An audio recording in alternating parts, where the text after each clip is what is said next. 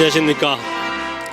오늘은 후천 선문화와 상제를 주제로 상생문화연구소가 주최하는 2021년 가을 증산도 문화사상 국제학술대회 벌써 네 번째 날입니다.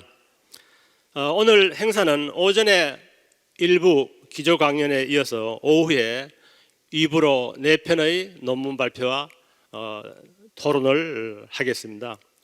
그럼 지금부터 제1부 기조 강연을 시작하겠습니다. 먼저 오늘 기조 강연을 해 주실 분을 소개해 드리겠습니다. 오늘 기조 강연을 해 주실 분은 정재서 영산대 석좌 교수님이십니다. 정재서 교수님은 서울대학교에서 박사 학위를 하셨고 이화여자대학교에서 오랫동안 재직하셨습니다. 정 교수님은 동양의 정신과 사상의 근원을 밝히려고 평생의 화두를 신화와 상상력으로 정하시고 연구하신 국내 최고의 신화학자이시자 도교학자 또 문학평론가이십니다. 정 교수님은 그동안 많은 저서를 내셨는데요. 대표적인 것을 들면 서왕모와 여러 여신들, 불사의 신화와 사상, 이야기 동양 신화 등 많습니다. 특히 가장 최근에는 7월인데요. 조선 단학파의 태도로 한국 도교 사상사에서 독보적이고도 중요한 지위를 차지하고 있는 북창정념에 대한 연구서를 내셨는데 북창정념 깊이 읽기라는 책이 바로 그것입니다. 정재서 교수님께서는 오늘 서왕모 신앙을 중심으로 해서 조선시대의 신선문화에 대해서 강연해 주시겠습니다. 여러분, 정재서 교수님을 단상으로 모시겠습니다. 큰 박수로 맞아 주십시오.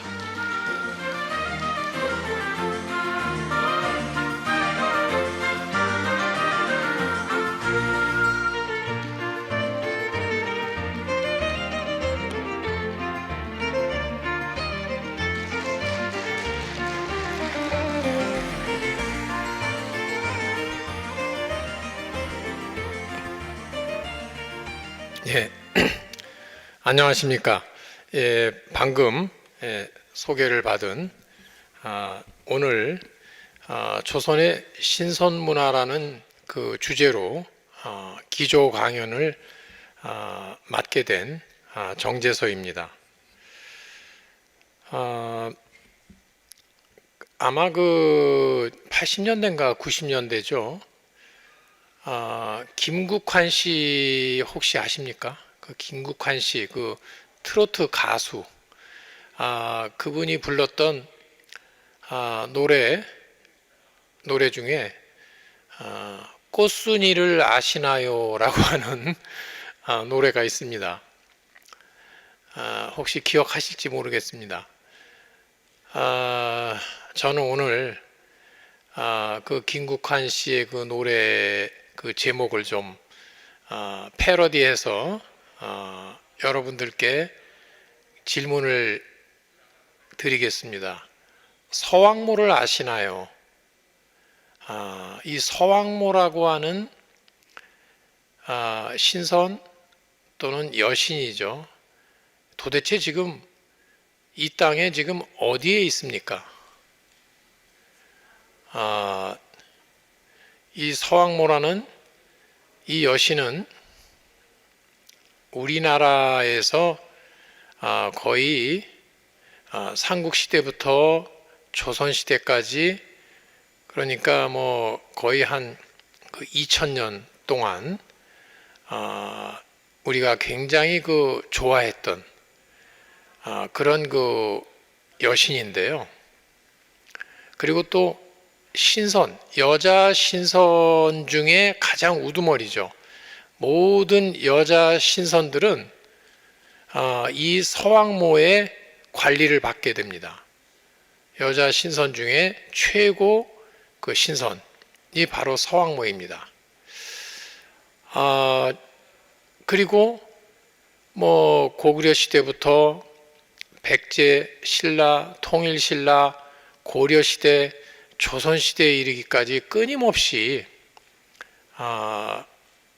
우리가 그 신앙을 했고 또는 이 서왕모와 관련된 여러 문화를 만들어냈던 그런 아주 대단한 여신이죠. 근데 지금 이 여신이 사라졌습니다. 이게 사라진 여신이죠. 그리고 우리는 지금 바다 건너서 온 그리스 로마 신화에 뭐 헤라라든가 비너스라든가 뭐 이런 그 많은 그 서양의 그 여신들은 굉장히 지금 좋아하고요. 아주 굉장히 익숙하죠. 예. 그런 반면에 2000년 동안 우리가 정말 좋아하고 믿어왔던 여신은 지금 우리의 기억에서조차 지금 사라진 이런 상태입니다. 자, 이 현상에 대해서 근데 우리는 아무렇지도 않습니다. 사실은. 예. 뭐 있는 것조차도 지금 다 이 신의 존재조차도 지금 우리는 다 잊었으니까요. 자, 이러한 이 문화적인 하나의 이 슬픈 현상인데요. 그거는 이제 뭐 일단 접어두고요. 오늘은 이 조선 시대에 한정해서 이 조선의 신선 문화를 얘기할 적에 그 여자 신선 중에서 가장 우두머리 신선인 이 서왕모 얘기를 안 할 수가 없습니다. 그래서 이 서왕모에 대한 그 신앙을 중심으로 오늘 조선시대의 신선 문화에 대해서 말씀드리고자 합니다.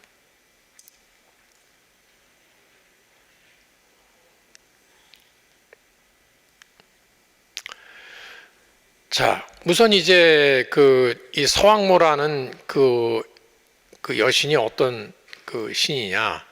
원래는 이 중국 신화에서의 아주 유명한 그런 여신이죠. 됐습니까? 예, 좋습니다. 나중에 그런데 대개 이 중국의 이 도교의 신들은 원래는 신화에 있던 신들이 나중에 신선이로 바뀐 경우가 많습니다.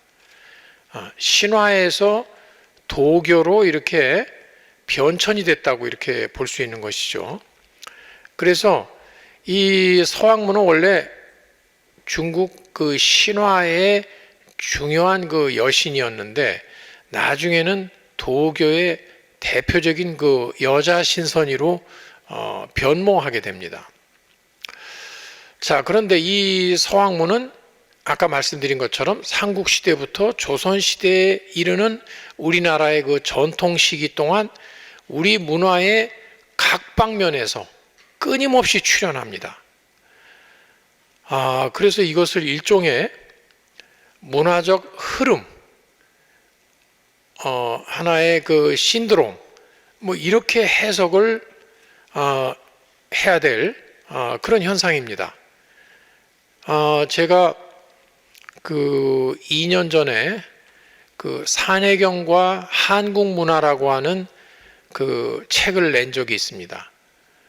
저는 원래 산해경을 이 국내에 처음 1985년도에 제가 처음 번역을 해서 소개를 했고요.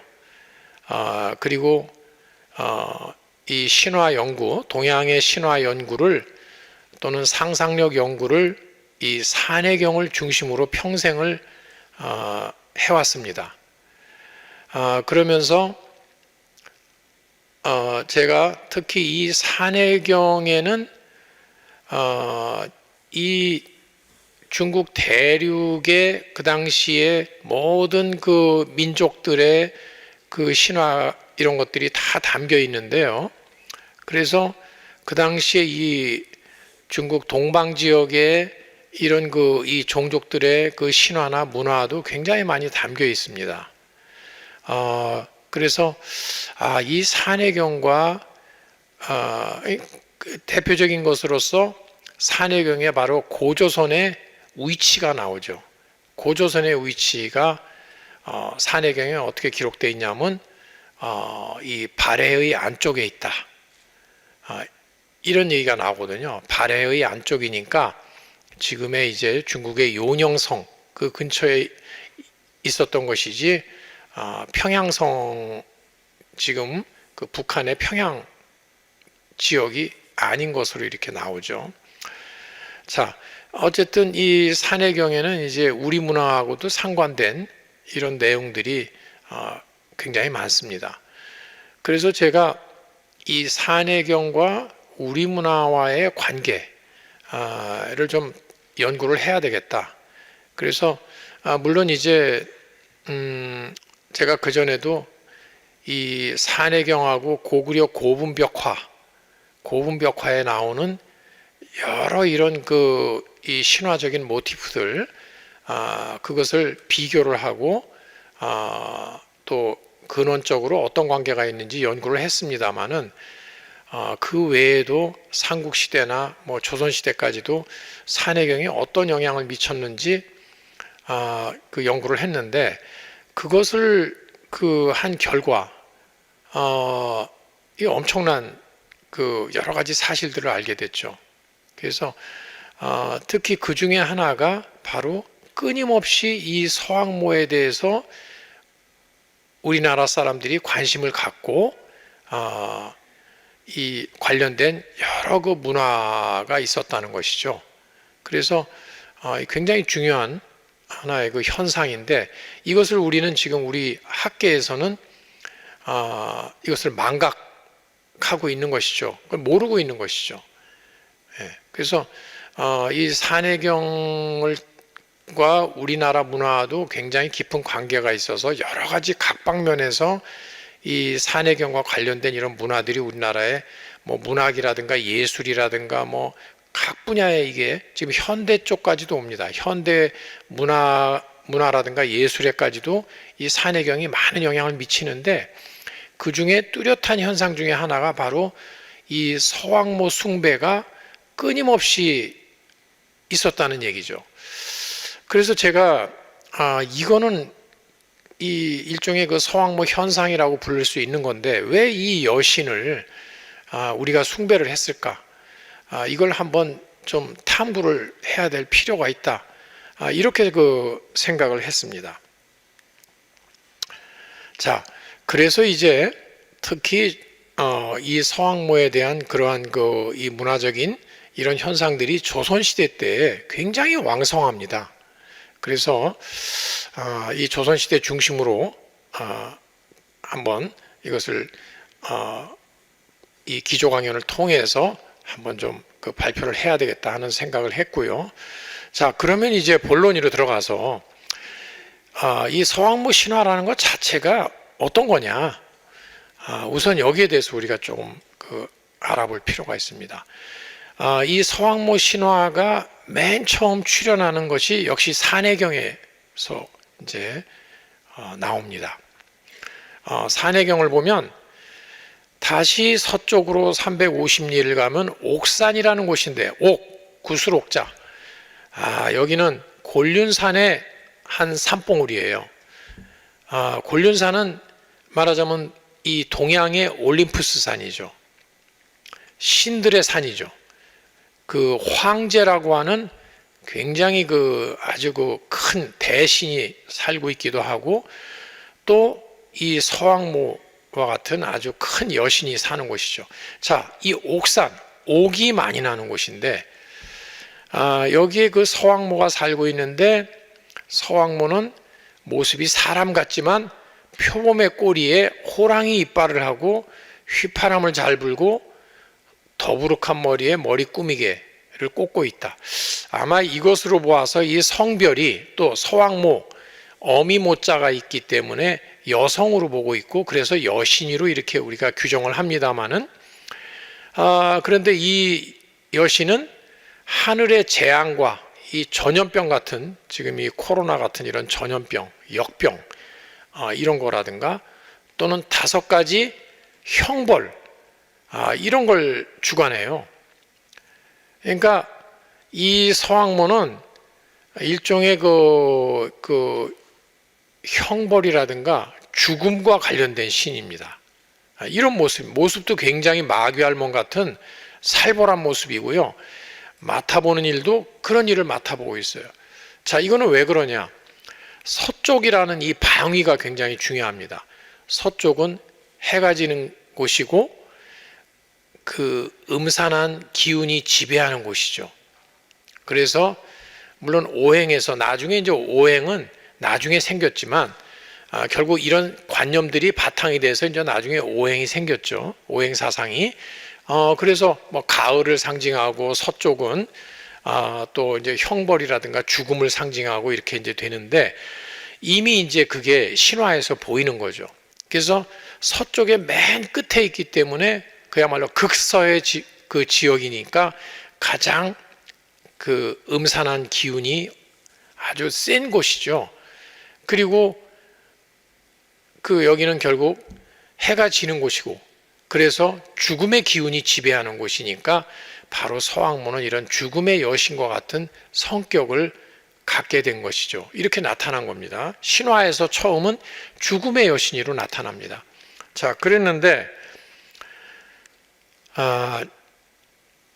그래서 이제 일반적으로 신화에서 서왕모의 이 신격은 형신이라고 해서 형벌, 이건 뭐 죽음하고 관련돼요. 형벌의 신, 형신의 직능을 지닌 서방의 여신으로 보는 견해가 일반적입니다.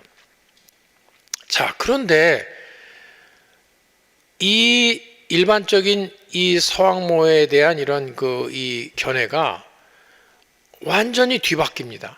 바로 한나라 때에 이르면 완전히 정반대로 인간에게 영원한 생명을 주는 불사의 여신으로 바뀌게 됩니다. 죽음의 여신에서 완전히 그 생명의 여신, 또 이때는 이제 신선이죠. 여자 신선. 완전히 아주 극단적으로 이 상반된 이런 그 모습을 보여주는데 그 이후에는 생명의 여신으로 불사약을 가진 생명의 여신으로 정착을 하죠. 그래서 그 이후에는 도교에서 아주 중요한 그 신선 수련을 하는 신선이 되려고 하는 사람들은 정말 이 서왕모를 모시지 않으면 안 되죠. 서왕모를 경배해야 되고 모셔야 되고 특히 여성으로서 신선이 되려고 하면 여선이라고 그러죠. 여선. 여자 신선이 되려고 하면 뭐 이거 서왕모는 뭐 아주 말하자면 그 여자 신선이 되려면 서왕모를 뭐 모시고 숭배하는 것뿐만 아니라 아주 뭐 특별한 이 서왕모의 그 뭐라고 할까요? 이 통제를 받아야 돼요. 여자 신선들은. 그래서 정말 굉장히 이 중요한 이런 신선이죠. 근데 그래서 나중에 이 서왕모는 굉장히 인기가 많았어요. 생명의 여신이니까. 그래서 나중에는 그리고 서왕모가 가지고 있는 복숭아밭이 있죠. 반도원이라는. 이 복숭아 하나만 먹어도 18,000살을 살아요. 그래서 그 복숭아밭에 몰래 가가지고 몇 개 훔쳐먹고 엄청 오래 산 사람이 바로 누굽니까? 장수의 대명사인 바로 동방사기죠. 자, 이런 이야기들. 서유기에서는 또 어떻습니까?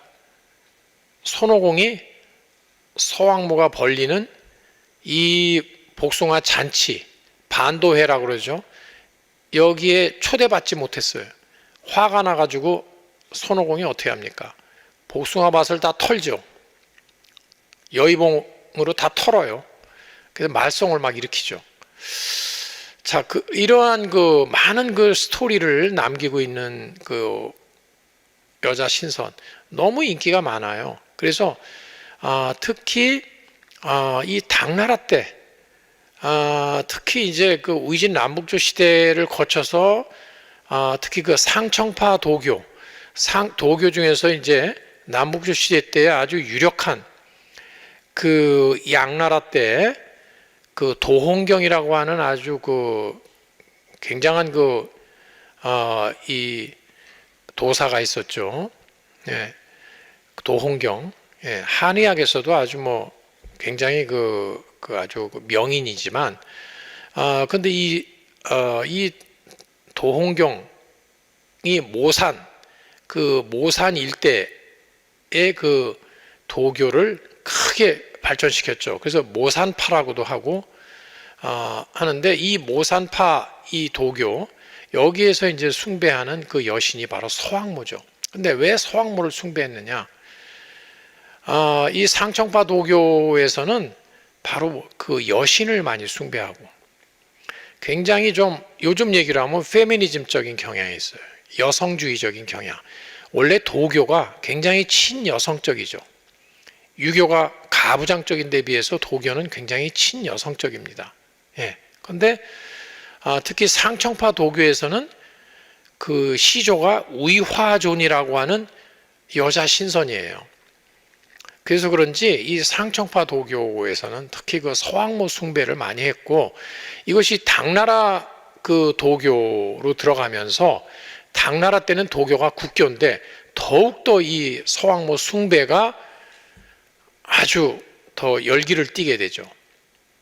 그래서 그것이 이제 말하자면 동아시아, 뭐 한국, 일본 막 각국으로 다 파급이 되는 거죠. 자, 그래서 굉장한 그 인기가 있었고, 이것이 결국은 우리나라 조선시대까지 또는 청나라 뭐 다 영향을 주는 건데요.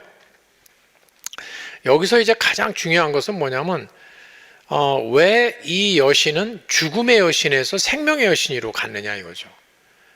자, 여기에 대해서 여러 가지 뭐 해석들이 분분해요. 예, 중국의 학자들. 근데 제가 보기에는 이거는 인간에게 우리 내재해 있는 삶과 죽음의 양면성. 이것은 프로이트가 굉장히 적절하게 얘기를 했습니다. 우리의 그 본능 충동에는 두 가지 상반된 충동이 있다. 끝까지 살려고 하는 충동, 이것을 삶의 충동, 에로스적인 충동이라고 하고요. 그 다음에 어떤 경우에는 우리가 너무 우울하고 죽고 싶어요. 자기 자신을 그냥 해체하고 싶어요. 이거를 타나토스적인 충동, 이 두 가지 모순된 충동이 우리 마음속에 존재한다. 이게 이제 프로이트의 가설인데요. 바로 이것이죠. 삶과 죽음의 양면성. 동시에 우리는 갖고 있어요. 신화는 우리 인간의 깊은 곳에 있는 이 무의식, 깊은 이 본능을 잘 보여주는 게 신화입니다. 여러분, 그리스 로마 신화 이런 거 한번 재밌는 얘기지만 보면 불편하죠. 불편해요. 막 근친상간, 막 엄청난 막 살인, 뭐 막 폭력, 신화에서는 거침이 없어요. 이게 왜 그러냐? 우리의 그 무의식의 모습을 그대로 보여주기 때문이죠. 네. 자, 그런데 바로 이 신화는 우리의 이 본능적인 면을 그대로 보여주는데, 바로 삶과 죽음의 이러한 그 두 가지 모순된 충동, 양면성을 가장 잘 보여주는 것이 이 서왕모라는 존재이죠. 우리는 이 서왕모에서 이러한 우리의 그 양면적인 삶과 죽음에 대한 그런 충동을 볼 수가 있습니다. 그래서 서왕모는 이 두 가지를 다 가지고 있는 거예요. 그래서 죽음의 여신이었다가 나중에 근데 생명의 여신으로 바뀔 수가 있는 거죠. 그런데 왜 바뀌었냐 이거죠. 이거를 설명을 해야 되는데, 여기에 대한 설명도 여러 가지 설이 있지만 아직 이것이 통일이 안 돼 있어요. 자, 제가 보는 입장은 그렇습니다. 오늘날의 이 중국은요, 굉장히 여러 소수 민족들을 다 통합해서 대륙을 다 지배하고 있는 하나의 어떤 다민족 국가의 형태죠. 어쨌든 통일된 하나의 전체를 이루고 있습니다. 그러나 고대 이 신화 시대 때, 수천 년 전의 신화 시대 때의 중국은 오늘날 생각하는 것 같은 통일된 이러한 그 정치 문화적인 하나의 전체적인 모습이 아니죠. 그때는 우선 동방 지역과 서방 지역, 문화적인 상황이 굉장히 다르고요. 초창기에 그 고대 정복 왕조로서 등장한 것이 은나라인데, 물론 하나라가 있다고는 하지만 아직 실체가 규명이 안 돼 있습니다. 실체가 청동기 문명으로서 완전히 규명된 것은 지금 이제 아직까지는 은나라예요. 근데 은나라 이 문화는 동방에서 왔습니다. 동방에서 특히 그 바레만, 이건 중국의 학자들도 이거는 대부분 긍정하는 견해죠. 이 바레만 지역에서 이 중국 이 남쪽으로 남하해가지고 결국 황하 유역, 하남성 그 일대에 정착을 해가지고 그 왕조를 이제 건설한 것으로 이렇게 봅니다. 그래서 그래서 이제 그 부사년이라고 하는 푸스니엔이라고 하는 그 아주 유명한 그 중국의 그 학자죠. 이 푸스니엔은 기자가 그 고조선에 가서 나중에 왕이 되었다는 이런 그 전설이 있죠. 그런데 이것을 어떻게 해석하냐면, 기자는 원래 은나라 사람이고 원래 그 은나라의 고향은 바레만 그쪽이기 때문에 기자가 고조선 갔다는 건 자기 고향으로 돌아간 거지, 그걸 뭐 무슨 망명해서 뭐 어디 가서 임금이 됐다 이게 아니다. 자기 고향으로 돌아간 거다. 이 후스니에는 이렇게 이제 해석을 해요. 이하 동서설이라고 하는 그 책에서. 자, 그런데 어쨌든 그 은나라, 이 초창기에는 은나라라든가 이 동방의 민족들, 이 동이민족이라고 그러죠. 이거는 뭐 중국에서 쓰는 그 용어니까요. 그 동방의 민족들을 동이라고 불렀죠. 은나라라든가 이 동이 문화가 중국 문명의 초창기 형성될 무렵에는 굉장히 강력했습니다.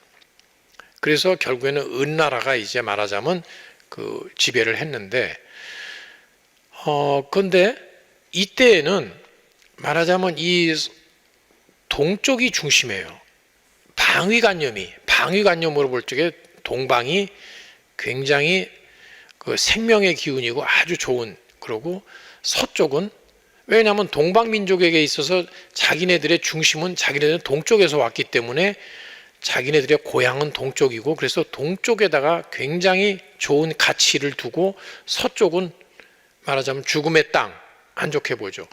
바로 서왕모는 바로 이 시대의, 바로 은나라 시대의 여기 이 산해경에서 나오는 서왕모, 그 마귀알몬 같은 모습을 하고 죽음의 여신으로서 등장하는 서왕모의 이 모습은 바로 은나라 시대 때 동방이 중심이기 때문에, 그래서 이 동방민족들의 그 낙원, 유토피아는 어디냐면 동쪽에, 저 동쪽 바다 바레만에 있는 삼신산이 되는 거예요. 서쪽에다가 왜 두겠습니까? 자기네들이 동쪽에서 왔고 동쪽에 자기네들의 모든 근원이에요.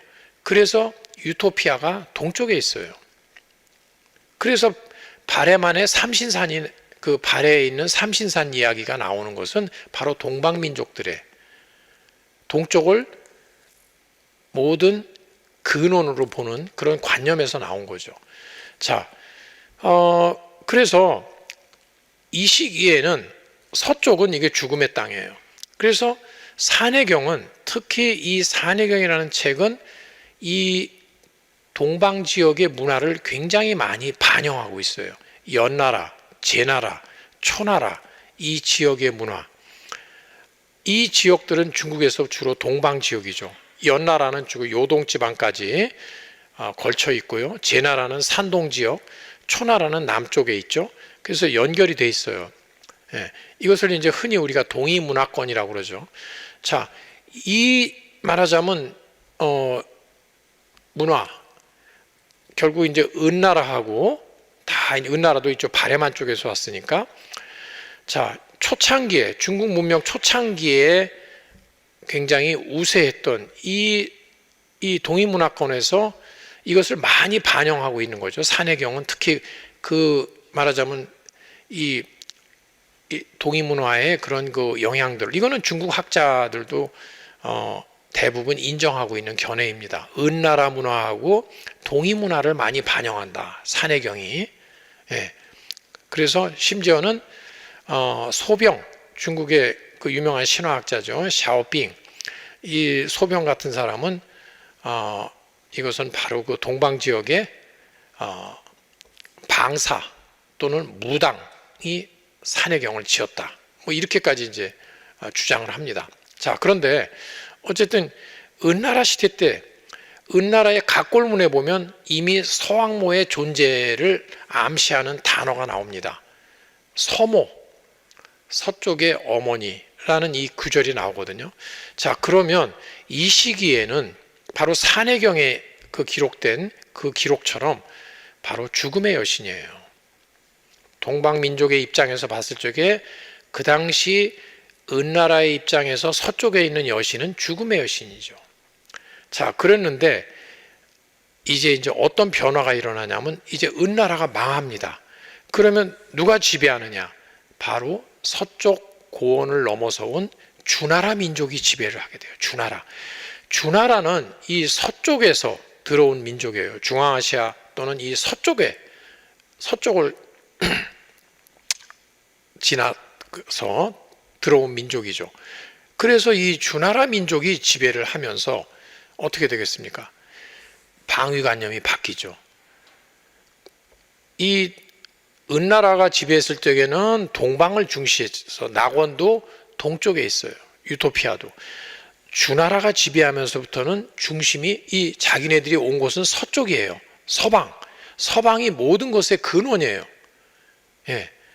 그래서 서쪽에 낙원이 생기게 되죠. 그게 어디냐? 곤륜산이죠. 곤륜산은 바로 서쪽 끝에 있는 낙원이에요. 서쪽이 모든 자기네들의 근원, 힘의 근원, 예, 모든 뿌리예요. 그래서 서쪽이 바로 생명의 땅이 되는 것이죠. 그래서 서왕모는 이제는 죽음의 여신이 아니라 오히려 가장 근원적인 생명의 기운을 가진 여신으로 완전히 변모하게 되는 것이죠. 자, 그래서 이 어느 그 은나라가 지배했을 때와 주나라가 지배했을 적에 동쪽과 서쪽에 대한 인식이 달라진다. 은나라가 지배했을 때는 서쪽은 죽음의 땅이에요.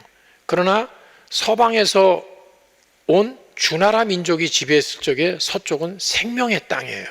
그래서 서왕모는 바로 그 원래 내재해 있던 죽음의 본능과 그 생명의 본능이 방위관념에 따라서 서쪽으로 할 적에는 죽음의 여신이 됐다가, 아니 동쪽으로 동방민족이 그 동쪽을 중시하는 입장에서는 죽음의 여신으로 됐다가 다시 또 서쪽이 중심이 되면 생명의 여신으로 결국 변모하게 된다. 자, 이렇게 이제 설명을 드릴 수 있습니다. 자, 그래서 이제 주나라 이후에는 주나라가 중국 문명의 정통이 되죠. 정통이 됩니다. 공자님도 굉장히 그래서 주나라 문명 이거를 아주 핵심으로 잡지 않았습니까? 그래서 주나라 문명이 한나라가 그 주나라를 또 정통으로 계승을 해요. 한나라 문화가 은나라를 정통으로 계승하지 않아요. 주나라 문화를 정통으로 계승해요. 그렇게 되면서 이제 그 이후에 이제 계속 그렇게 되니까 서왕모는 이제 완전히 그 이후에는 생명의 여신으로, 다시 죽음의 여신으로 돌아가지 않습니다. 그래서 생명의 여신으로 숭배되게 된다. 자, 이렇게 볼 수가 있고요. 자, 그래서 지금 이제 이런 그 그림을 보면 그 이후에 주나라 때 나오는 그림이죠. 주나라 때 그 신화에서 목천자전이라고 하는 게 있죠. 그래서 주나라 임금님이 서왕모를 만나는, 자, 이런 장면에서 이미 아름다운 생명의 여신으로 변해 있어요. 주나라에 오면 마귀할멈 같은 모습이 아니에요. 그 다음에 나중에 이제 후대에 더 오면 한나라 이후에 오면 진짜 완전히 이제 그 옆에 있는 그림, 채색된 그림에서 보는 것처럼 젊고 아름다운 그런 생명의 여신으로 돼서 지금 봉황새를 타고 하강하는 장면이죠. 이렇게 변합니다. 자, 그러면 이러한 그 생명의 여신의 이 서왕모가 우리나라에 언제 들어오고 어떻게 됐느냐. 서왕모 이 신화가 언제 들어오냐를 우리가 확증할 수는 없어요. 아직 뭐 어떤 확증할 수 있는 증거를 발견하지 못했습니다. 그러면 추정을 할 수가 있죠. 우선 이 서왕모라는 존재에 대한 가장 오래된 기록이 담긴 것은 산해경이라는 그 책이죠. 그런데 산해경이 우리나라에 굉장히 일찍 들어왔어요. 백제 때 그 고이왕, 백제 고이왕 때 이게 234년에서 286년, 3세기예요. 이때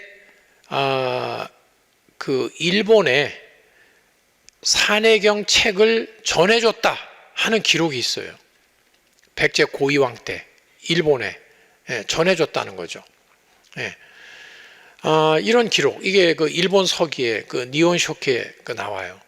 이걸 통해서 우리가 산해경이라는 책이 최소한도 삼국시대 이 초기에는 있었다. 백제에 있었으면 당연히 고구려에는 당연히 그거보다 더 먼저 들어왔다는 거 알 수가 있고요. 그 다음에 또 도교가 들어왔을 경우면 이 서왕모가 당연히 들어오죠. 도교에서 바로 중요한 여자 신선이니까. 그러면 우리나라 도교가 나타나요. 문헌상으로는 삼국사기에 보면 보장왕 때에 영리왕 때 고구려 말기에 뭐 당나라에서 뭐 도사를 보내고 뭐 원시천존상을 보냈다 뭐 그러지만 그거보다도 벌써 이미 고구려 고분벽화에 신선들이 막 나오는 게 벌써 5세기 막 6세기 이럴 때 나오니까 이미 벌써 도교는 그 전에 들어왔어요. 그런데 우리가 추정할 수 있는 것은 낭랑시대, 낭랑시대의 그 유물, 여기에 벌써 이런 그 서왕모와 관련된 것들이 나오고요. 그렇기 때문에 아마 이미 의진 남북조 시대 때 그 중국의 상청파 도교, 서왕모를 숭배하는 상청파 도교가 이미 고구려라든가 이런 데 들어오지 않았을까. 지금 이렇게 추정하고 있습니다. 자, 그래서 벌써 시기적으로는 삼국시대 초기에 들어왔을 거다 이렇게 보고요. 자, 그러면 그것을 다시 한번 우리가 살펴보면요. 삼국시대부터 삼국시대 초기에 들어왔다고 생각을 하고요. 삼국시대부터 고려시대까지 그러면 어떻게 서왕모가 받아들여졌는지 그 수용된 걸 한번 보면 일단은 이 도상으로 가장 이르게 나타나는 것은 고구려 감신총, 평양에 감신총이 있는데 그 벽화에 바로 서왕모로 이렇게 추정되는 이 존재가 나타납니다. 여기 이렇게. 이게 굉장히 지금 이 훼손돼 가지고요. 박락이라고 그러죠. 박락돼서 벗겨지고 막 그래서 채색이 안 나타지만 여기 이 좌대가 있고요. 이 좌대가 있죠. 이 T자형에. 그리고 여기에 서왕모가 지금 요런 그 모습. 그리고 이제 여기 또 다른 여러 가지 이제 뭐 그 여자 신선들이 나오고 뭐 또 다른 존재들이 나와요. 이거는 이제 그 우리나라 이 고구려 벽화의 그 최고 전문가죠. 울산대학교의 그 전호태 교수가 이제 이거를 밝혀냈죠.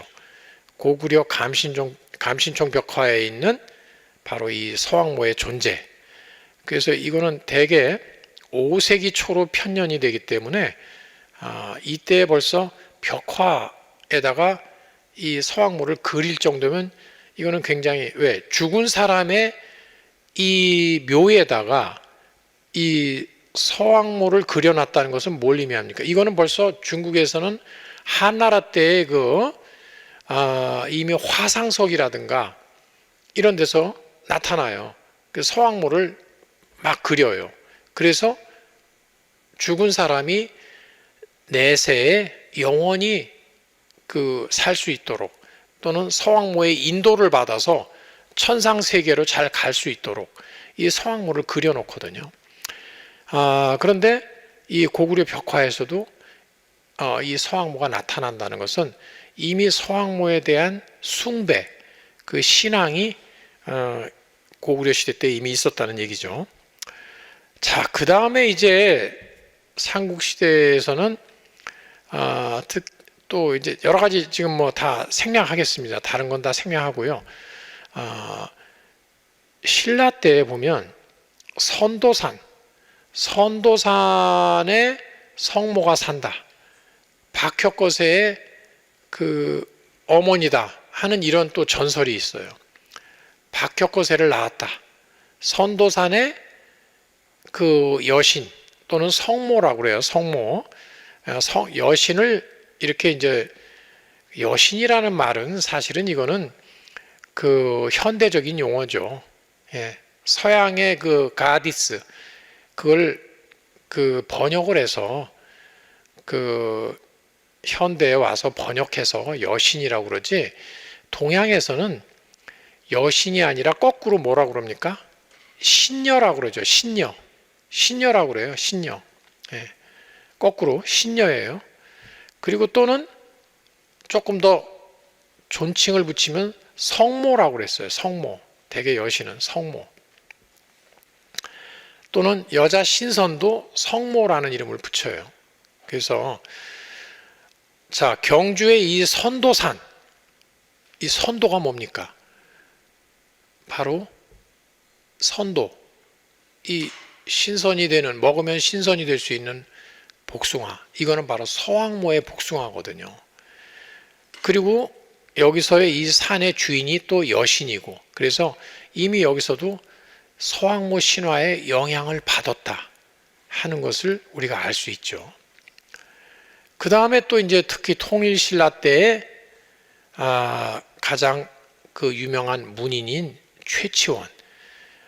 이 최치원의 시라든가 문장에서, 또는 최치원은 이 도교의 그 제사, 이걸 초제라고 그러는데, 초제. 주로 별에다가 제사 지내죠. 도교에서는 별. 예, 남극 노인성, 북두 칠성, 이 별의 제사를 많이 지내요. 이 별의 제사 지내는 거를 초제라고 그래요. 초제. 이 도교, 이 초제를 지낼 적에는 제문이 필요해요. 그래서 이 도교의 제문을 청사라고 부르죠. 청사. 그런데 이 최치원은 우리나라 이 선도의 정말 그 할아버지 같은 분이죠. 예, 최치원이 당나라에 그 유학을 가가지고 말하자면 그때 과거에 합격하고 빈공과에 합격하고 나중에 절도사 고변이라고 하는 사람의 그 종사관이로 근무를 했죠. 최치원 선생이 그때 황소의 난이 일어났을 적에 경문을, 그 유명한 경문을 지었죠. 그 정도로 이제 문필이 뛰어났고요. 그런데 여기서 중요한 것은 이 고변이라는 절도사가 굉장한 그 도교 신봉자예요. 그래서 이 고변의 막부, 고변은 뭐 거의 임금이나 마찬가지예요. 그 당시 절도사들은 지방의 임금이죠. 제후나 마찬가지예요. 제후. 그래서 이 고변의 막부에는 이 도사들이 그렇게 많았어요. 그 당시 막 그 아주 유명한, 그 당시를 주름잡던 그 방사 또는 도사라고 그러죠. 그래서 이 최치원 선생도 그런 그 영향을 굉장히 많이 받았을 것으로 이렇게 보고요. 또 나중에는 해동전도록이라고 하는 조선시대 때 한무회라는 사람이 쓴 우리나라의 신선의 역사책이죠. 그것을 보면 그 최치원 선생이 그 당시 그 당나라의 그 신라 유학생들 최승우라든가 김각이라든가 이런 사람들과 더불어서 나중에 그 영향을 받았다. 누구한테 배웠느냐? 그 당시에 종리권이라든가 뭐 신원지라든가 이런 유명한 도인들한테 받았다는 거죠. 수련법을 배웠다.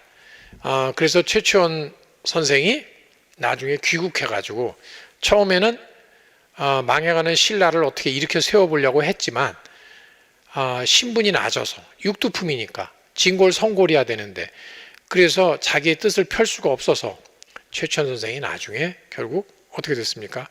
가야산에 들어가서 해인사에 가서 결국은 거기에서 수련을 하고 나중에 신선이 됐다. 이런 전설이 있죠. 근데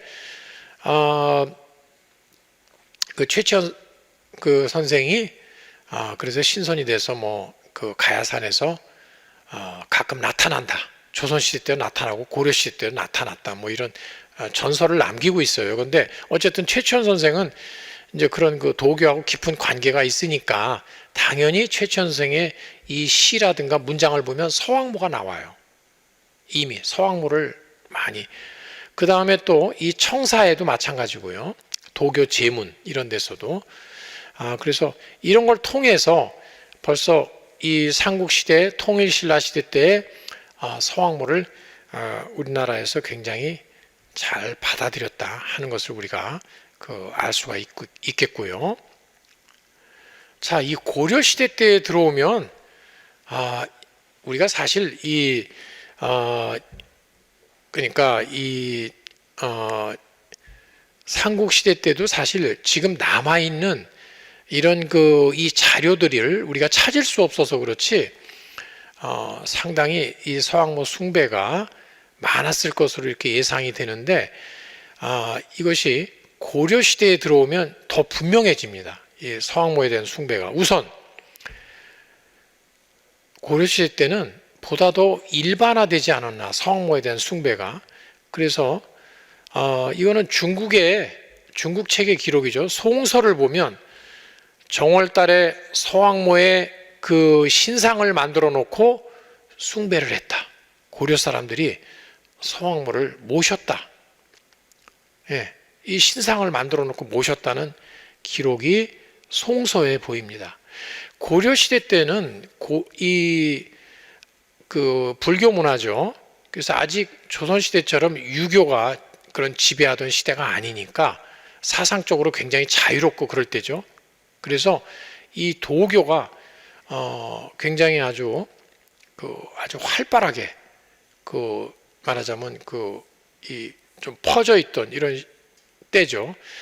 그래서 예종 때는 뭐 고려가 거의 국교가 되다시피 했죠. 그래서 그 예종은 이 도교의 전문적인 어떤 도관을 만들었죠. 그게 복원관이라고 하는 도관. 그 외에도 많은 도관을 만들었어요. 고려시대 때는. 자, 그랬는데 이렇게 일반 민간에서도 서왕모 신상을 만들어서 경배할 정도였으니까 굉장히 보편화됐다는 걸 알 수가 있고요. 그 다음에 또 고려 때는 송나라로부터 그때 음악을 본격적으로 수입을 하죠. 송나라의 그 정통음악, 궁중음악, 대성악이라고 하는데 이 음악을 우리나라 고려 때 받아들여요. 그게 이제 우리나라 궁중음악 악의 이제 이 근원이 되는 거죠. 악이 있고 향악이 있지 않습니까? 일반 민간의 향악. 근데 그 악, 정통 궁중음악. 이것이 이제 송나라 때 들어온 아마 문종 때인가 아마 그럴 겁니다. 문종인가 하여튼 인종인가. 이 송나라 때 음악이 들어오면서 당연히 음악과 동시에 들어오는 것이 궁중에서 이 공연하는 춤 같은 것들이죠. 춤하고 음악이 같이 있는 악무라고 그러죠. 악무.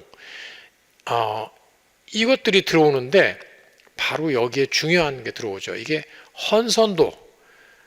복숭아를 바친다. 신선의 복숭아를 임금님께 바친다는 헌선도 또는 오양선이라고 하는 5마리 양에 대한 이 악무가 있는데 이거는 이제 당나라 때 서왕모를 굉장히 숭배할 적에 생긴 악무들이에요.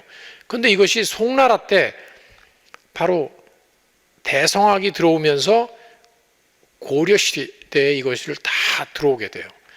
바로 이 헌선도라는 이 춤은 임금님 앞에서 임금님이 오래오래 사시기를 기원하는 춤이죠. 그래서 서왕모가 임금님한테 이 복숭아를 바치는 이런 그 모습으로 춤을 추는 거예요. 자, 그런 의미의 춤을 추는 거죠. 헌선도라는 이 춤. 그런데 이것이 바로 고려시대 때 들어왔다는 거죠. 자, 그 다음에, 그러니까 벌써 예술 쪽에도 영향을 많이 미치는 거죠. 미치게 되는 거고. 그래서 이제 계속 팔관회라든가 연등회라든가 이 고려시대 때의 중요한 국가적인 그 제전, 행사 때에 헌선도라든가 오양선, 이런 춤을, 공연을 한 것이죠. 예. 자, 근데, 물론 이제 완전히 중국식으로 하지 않고 좀 고려 스타일로 어느 정도 이렇게 변형을 해서 이제 했겠죠. 자, 그 다음에 또 고려시대 때는 특히 문학 작품에 남아 있어요. 많이. 고려시대 유명한 문인들, 임춘이라든가 이규보라든가 이재현이라든가 뭐 아주 다 이 대가들이죠. 이런 문인들의 시라든가 문장에 보면 이 서왕모가 막 나오기 시작을 하는 거죠. 이거는 이 서왕모 여신에 대해서는 특히 당나라 때 이 유선시라고 하는 시, 신선노름, 신선들을 막 노는 유선시라고 그러죠. 유선시가 당나라 때 크게 유행을 해요. 근데 그 영향을 고려시대 때 받은 거죠, 이미. 그래가지고 굉장히 이 서왕모를 고려시대 때 시인들도 서왕모를 굉장히 찬미하는 이런 그 시를 많이 지었다. 이런 것을 우리가 지금 엿볼 수 있습니다. 작품을 통해서. 자, 그 다음에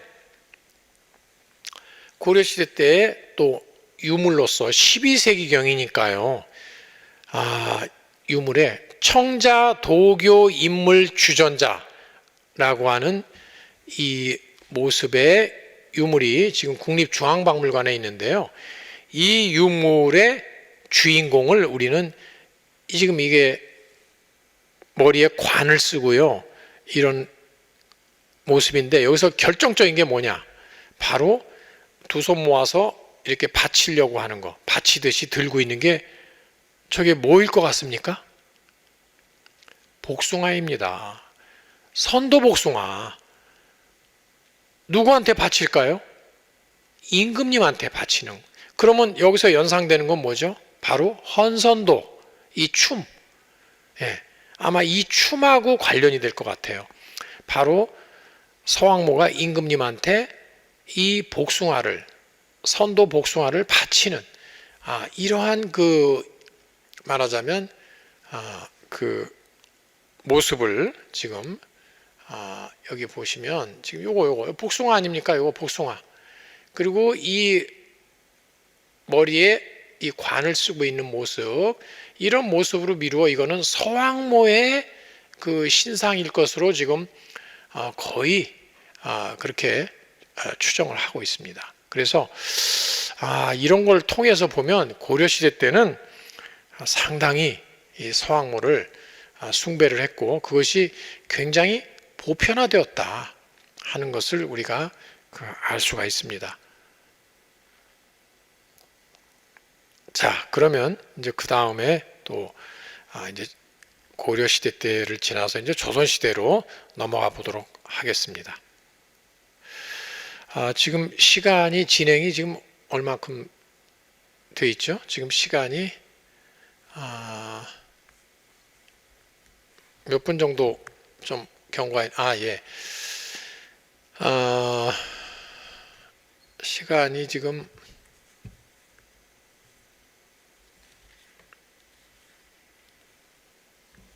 예. 자, 그 다음에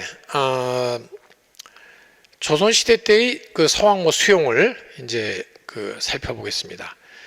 자, 이 조선시대 때에 와서는요, 이제 우리가 지금 접할 수 있는 자료들이 이제 많지 않습니까? 조선시대만 해도. 그래서 이 서왕모를 수용한 것이 엄청나게 많은 분야에서 걸쳐 있습니다. 우선 문학에서의 그 수용 양상을 살펴보면 조선 그 전기에 낭만적인 당시풍의 부상과 당시가 굉장히 유행했어요. 그 다음에 단학파, 조선 전기에는 단학파, 그 양반 이 사족계층에서 이 신선 수련들을 많이 했어요. 예, 바로 아까 사회자께서 소개하신 그 북창 정념 선생, 이분이 아주 단학파의 그 태두이죠. 그 외에 또 많은 분들, 예, 곽재욱 선생이라든가 수암 박지화, 뭐 굉장히 유명한 분들, 예, 토종 이지함, 뭐 유명한 분들이 많아요. 정희량이라든가 뭐 그다음에 뭐 이런 분들, 이 단학파의 영향으로 유선시, 이 신선 노름하는 이런 그 시가 굉장히 유행을 했죠. 16, 17세기인데 이때 유명한 작가가 뭐 웬만한 작가들 다 망라돼 있어요.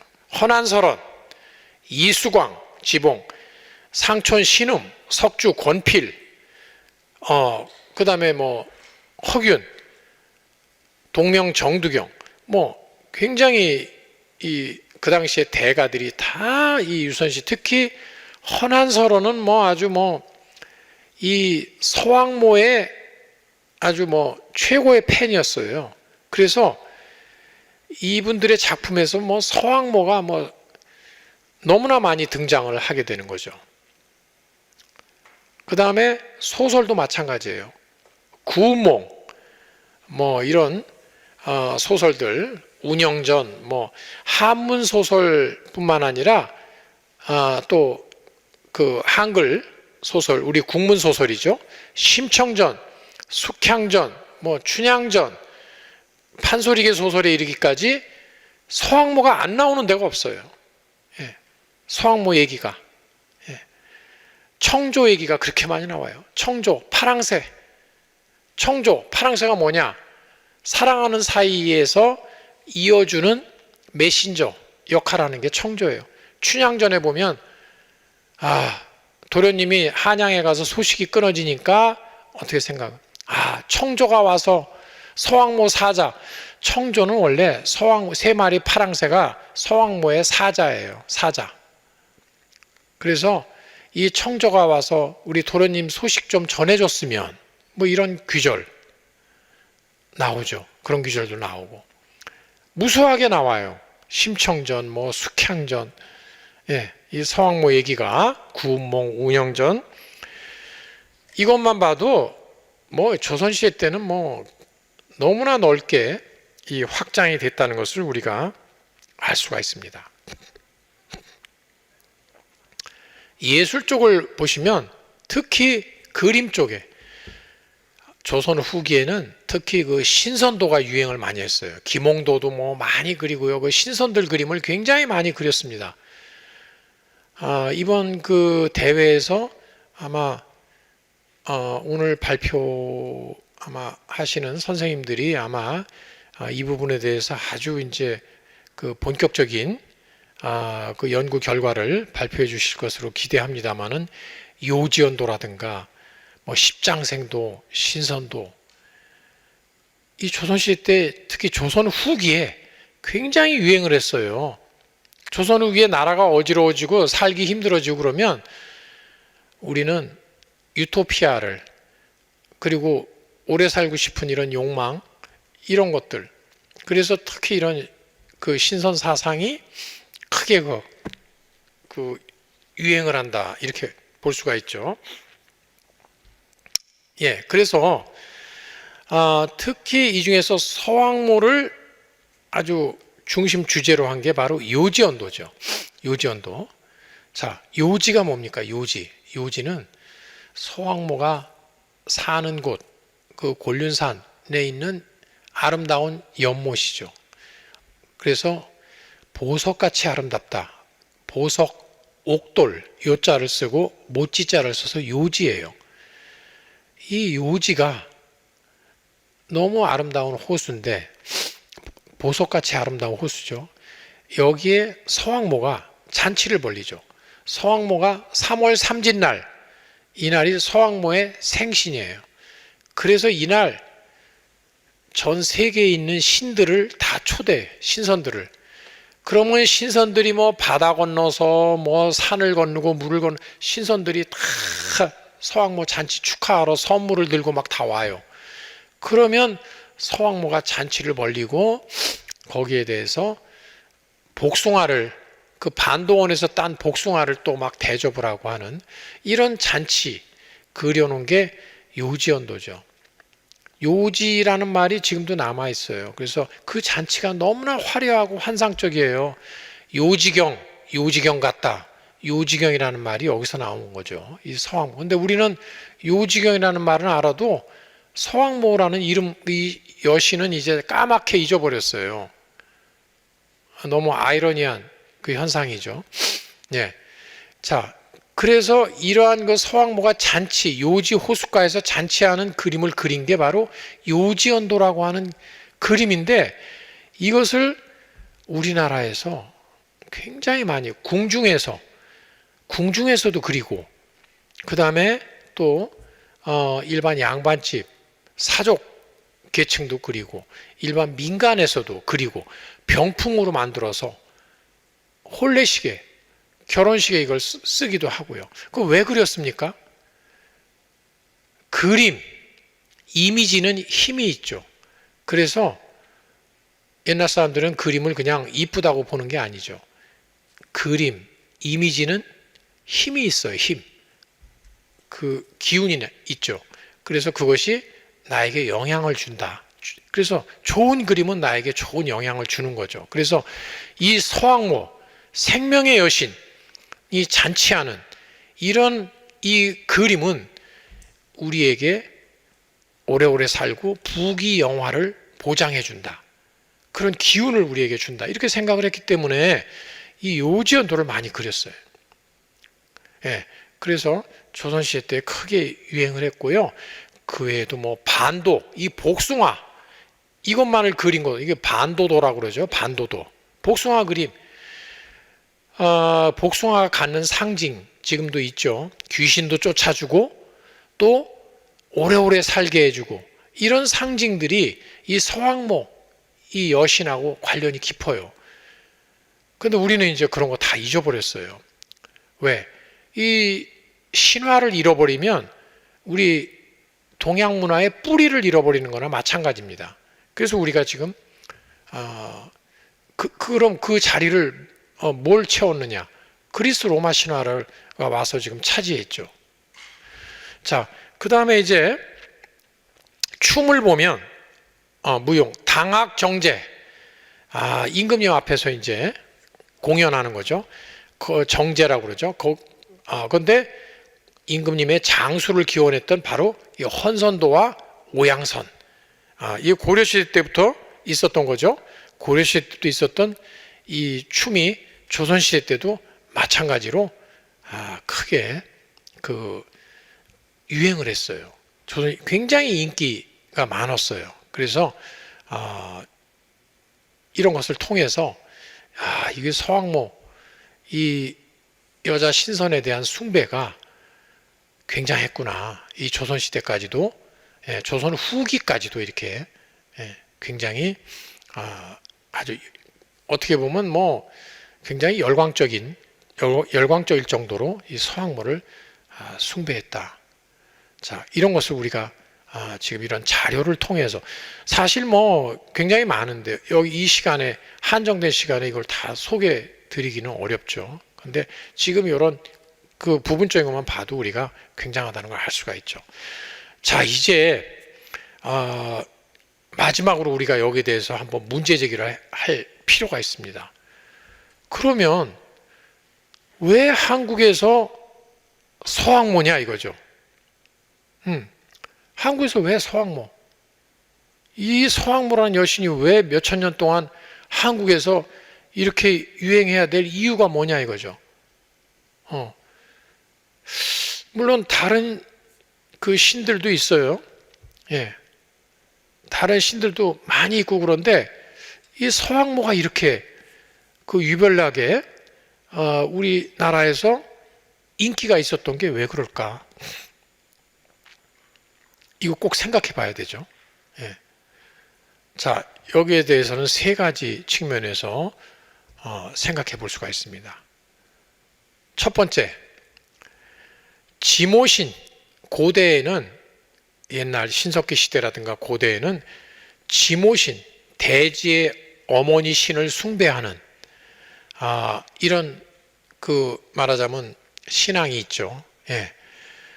근데 이 서왕모도 결국 이 고대의 여신들은 대개 이 지모신적인 성격을 갖는 것으로 보고 있어요. 지모신. 우리나라도 아주 고대에는 바로 이 여신이 가장 먼저예요. 항상 이 신화에서 먼저 출현하는 건 여신이에요.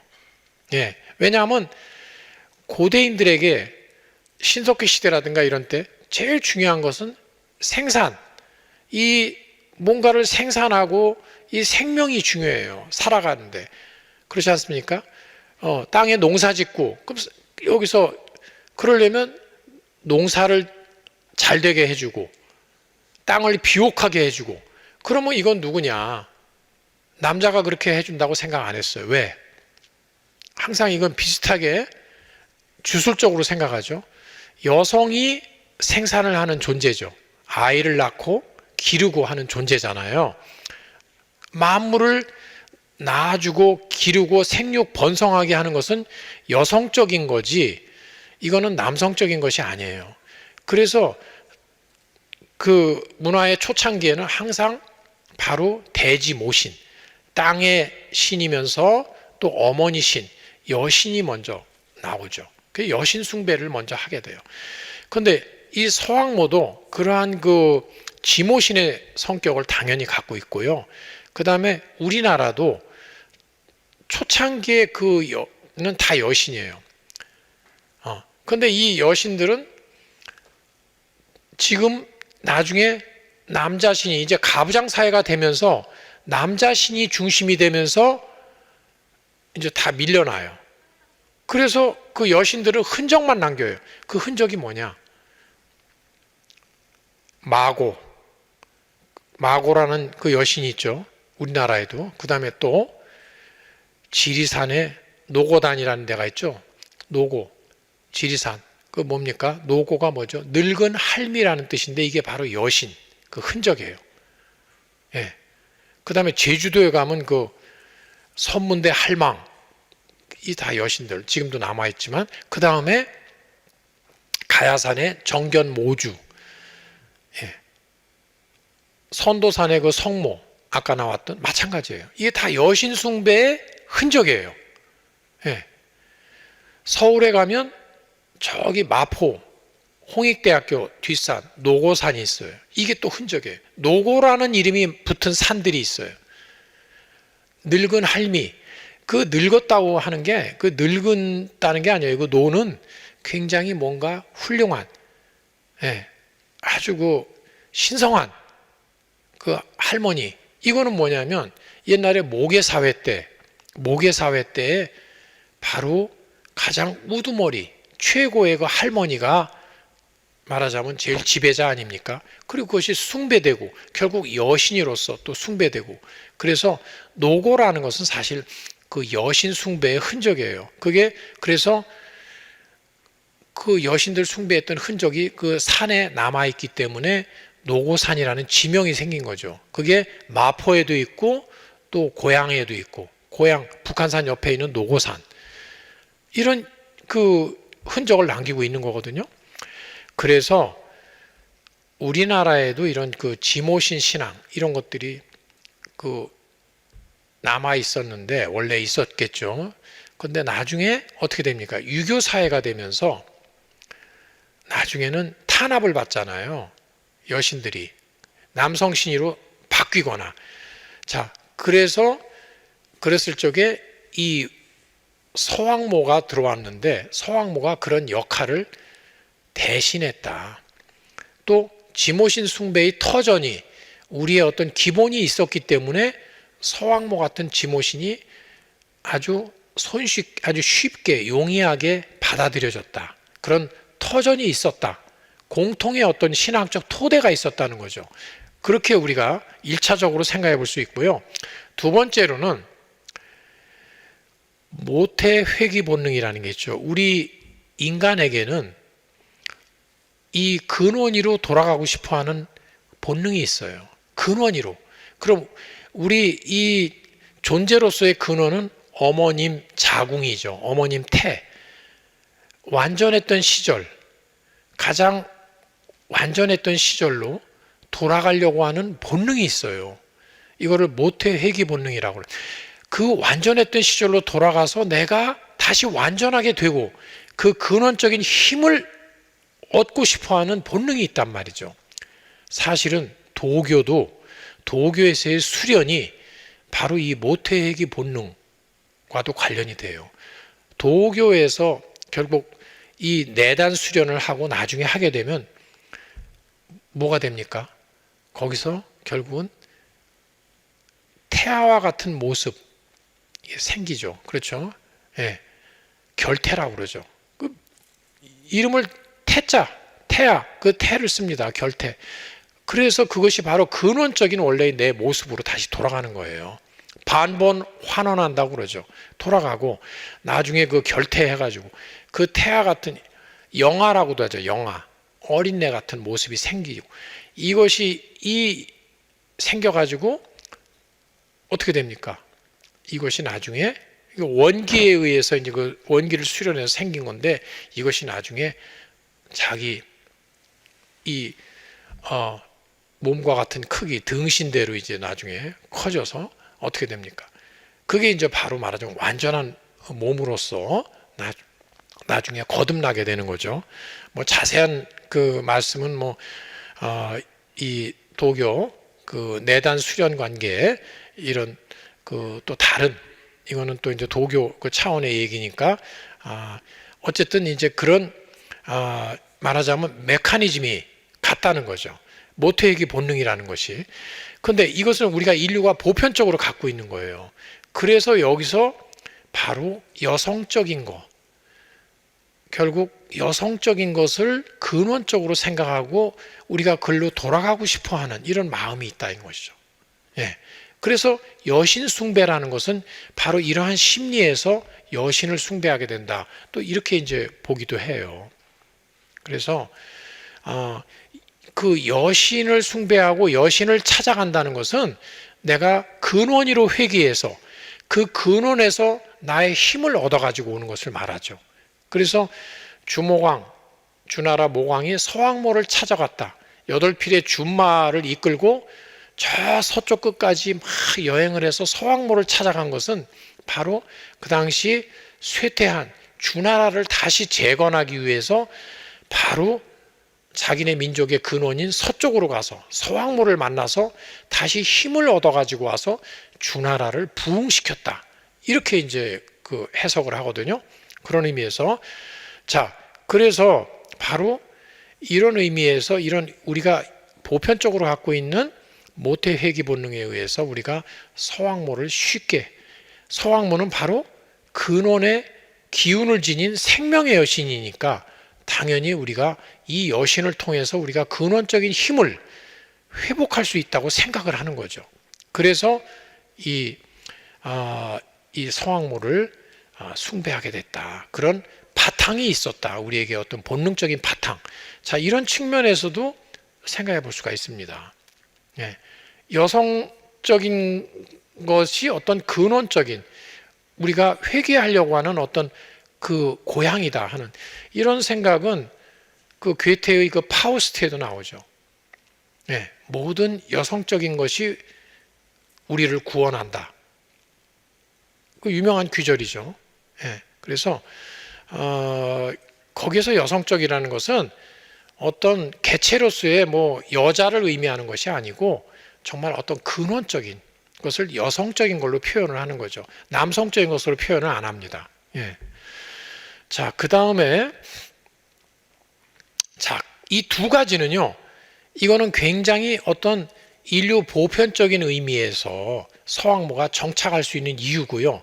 마지막은 이거는 보다 우리 한국에서 이 서왕모가 잘 정착할 수 있는 하나의 좀 구체적인, 좀 이러한 또 그 이유가 될 것 같아요. 자, 아까 처음에 이 서왕모 신화의 그 형성에 대해서 말씀드렸을 적에 그 원래의 원시적인 서왕모는 바로 그 은나라, 이런 이 동이문화권 거기에서 이제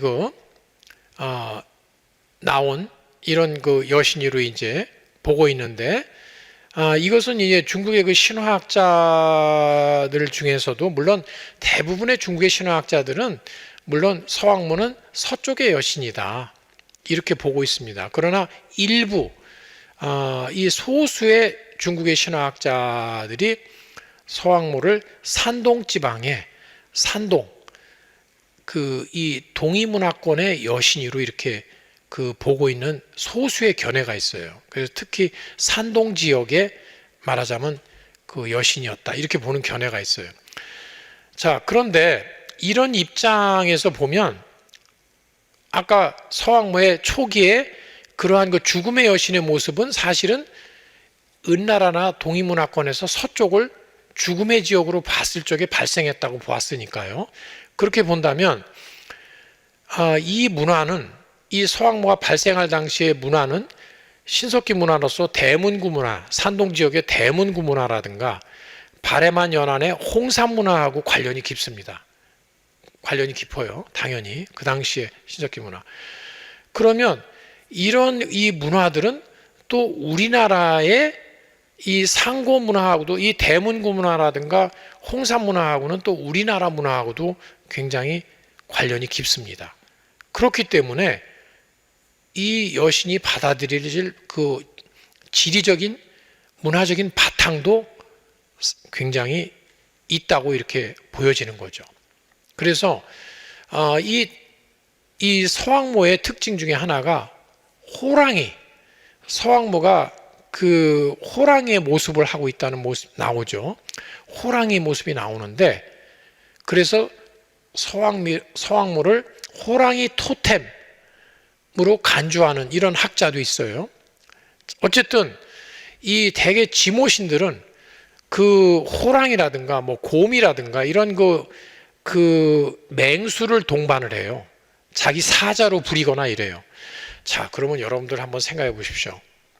우리나라 산신도를 보면 산신령이 반드시 산신도에 누가 있습니까? 호랑이가 있지 않습니까? 호랑이를 부리고 있단 말이죠, 산신령이. 네. 그런데 이 산신도는요, 바로 가부장 사회가 되면서 여성 산신, 아까 얘기한 노고, 또는 정견모주, 또는 이런 여성 산신들이 나중에 남성화된 거예요. 원래 산신의 원시적인 모습은 모계 사회 때는 여성이에요. 그러면 원래 지금 산신도에서의 할아버지 산신이 호랑이를 거느리고 있는 모습은 사실은 그 기원을 거슬러 올라가면 바로 여신이 호랑이를 데리고 있는 모습이죠. 또는 더 원시적으로는 여신 자체가 호랑이하고 한 몸이 되어 있는 반인 반수의 모습이죠. 이것은 서왕모의 바로 호랑이의 모습을 하고 있는 서왕모와 일치하는 모습이죠. 그래서 이런 그 관계성을 볼 적에 결국은 우리나라 산신도하고의 관련성, 이런 것을 볼 적에 우리나라에서 거의 어떻게 보면 굉장히 근원적으로도 이 서왕모를 이 숭배할 수 있는 그러한 여건이 충분히 있었다. 이렇게 이제 말씀드릴 수 있겠습니다. 자, 이제 왜 서왕모가 우리나라에서 이렇게 하나의 그 신드롬으로서 유행을 했는지 아마 이 세 가지 점을 통해서 우리는 이래서 서왕모 신화가 우리한테는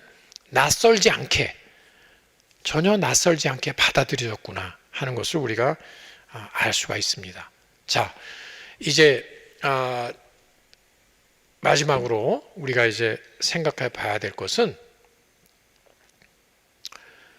아까 제가 이제 그 꽃순이가 어디 있냐고 꽃순이를 아냐고 이렇게 물어보는 이 트로트를 제가 이제 말씀을 드렸는데 그러면서 서왕모를 아시냐고 제가 이제 여러분들께 그 질문을 드렸습니다마는 이제 다시 그 질문으로 돌아와야 될 그런 시간입니다. 예. 여러분 이제는 서왕모에 대해서 아셨죠? 예. 그런데 이 시는 우리에게 너무나 우리가 익숙하고 너무나 우리가 사랑했던 좋아했던 그런 여신이에요. 이거는 이 옛날 이 동아시아에서 이거는 중국은 물론이고 한국 다 일본 다 공통으로 우리가 하나의 말하자면 숭배했던 그런 그 여신이죠. 그리스 로마 신화도 마찬가지 아닙니까? 그리스에서 생겨났다고 해서 그 그리스의 신만이 아니죠. 네. 전 유럽의 신이죠. 헤라, 제우스 다 그렇지 않습니까? 아프로디테도 마찬가지고요. 마찬가지로 서왕모 유럽에서 유럽 사람들이 헤라 여신 비너스를 숭배했던 것과 마찬가지로 서왕모도 우리 동양에 정말 누구나 보편적으로 숭배했던 그 여신이죠. 네, 그 확연한 증거를 우리는 지금 바로 보았습니다. 여러분들 들으셨습니다. 네, 그런 여신이에요. 그런데 이런 그 2000년 동안이나 존재했던 그 사랑을 받았던 여신이 불과 100년 만에 사라졌어요. 순식간에. 지금은 우리 이름도 몰라요. 이런 상황이 됐어요. 이 현상에 대해서 우리는 깊이 생각을 해야 되고 사실은 돌이켜 봐야 된다. 반성을 해야 된다고 생각을 합니다. 결국 지금 현재 우리의 이 상상력과 정신을 누가 지배하고 있는가? 이 신화는 상상력의 바로 원천이죠. 그런데 우리가 이 중요한 여신을 우리 동양의 여신을 모르고 헤라를 알고 헤라를 너무 좋아하고 비너스를 너무 우리가 좋아하고 익숙해 있다면 그러면 지금 우리의 이 상상력의 원천은 어디에 있는 겁니까? 우리의 상상력을 지배하고 있는 것은 과연 무엇입니까? 여기에 대해서 우리는 아주 좀 심각하게 그 성찰을 해야 될 그런 시점이 아닌가 생각하면서 이 서왕모뿐만이 아니죠. 또 우리가 사랑했던 많은 여신들, 항아라든가 이런 또 달의 여신도 있고 또 이런 그 서왕모 같은 여자 신선 또 많은 그 여자 신선들이 있는데 이러한 사라진 그 여신 또는 사라진 이 신선들을 우리가 다시 불러와야 되겠다. 아니면 이 사라진 신들과 우리가 교신을 해야 되겠다 하는 이런 그 생각을 하면서 이런 문제의식을 남기면서 오늘 기조 강연 마치기로 하겠습니다. 감사합니다. 네, 박수 드립니다. 예, 긴 시간 동안 재미있는 강연해 주신 정재석 교수님께 감사드립니다. 여러분 다시 한번 박수 부탁드리겠습니다. 예, 고맙습니다. 예, 오늘 강연에서 정 교수님은 중국 그 신화의 저명한 여신인 그리고 또 고대부터 지금도 또 우리나라에서는 조선시대까지만 해도 크게 많은 사람들에 의해서 수용되었던 서왕모에 대해서 과연 이 서왕모가 우리 땅에 어떻게 해서 들어왔는가 하는 것을 한번 이렇게 살펴보고 구체적으로 그것이 심화 확대된 어떤 그런 배경에 대한 것을 여러 가지 설명을 해 주셨습니다. 아마 가장 제가 볼 때 주목할 만한 것은 왜 서왕모가 한국에서 일종의 문화적 흐름으로 이렇게 지속적으로 광범하게 수용되었을까 하는 그런 걸 분석하는 점이 아닌가 생각합니다. 그래서 오늘 강연자께서는 이것을 세 가지 가설을 이렇게 제시를 했어요. 그 중에 하나가 이제 조선시대 예를 들면 뭐 유교 이데올로기하에서 억압을 받았던 여성들의 어떤 그런 문제와 관련시켜 가지고 일종의 이런 서왕모를 통해 가지고 그들의 어떤 지위 역할 이와 같은 어떤 것을 영향을 많이 받았지 않느냐 하는 생각을 해보고요. 그다음에 또 한 가지는 뭐 이 구원의 어떤 그런 여신적인 어떤 것으로 해서 기복적인 어떤 성격과 관련해서 설명하셨고, 마지막에는 서왕모가 가지고 있었던 토템적 호랑이 토템적인 것이 성산신들과 연결되었기 때문에 그런 것이 아닌가 하는 이런 세 가지를 말씀을 하셨습니다. 이것을 이제 오늘 강연자께서는 1차적인 하나의 어떤 연구다 이렇게 말씀하셨기 때문에 앞으로 이런 연구를 바탕으로 해서 좀 더 심도 있는 그런 연구가 이어지기를 바라겠습니다. 정재석 교수님 아무튼 고생하셨고요. 이것으로 오늘 기조 강연을 모두 마치겠습니다.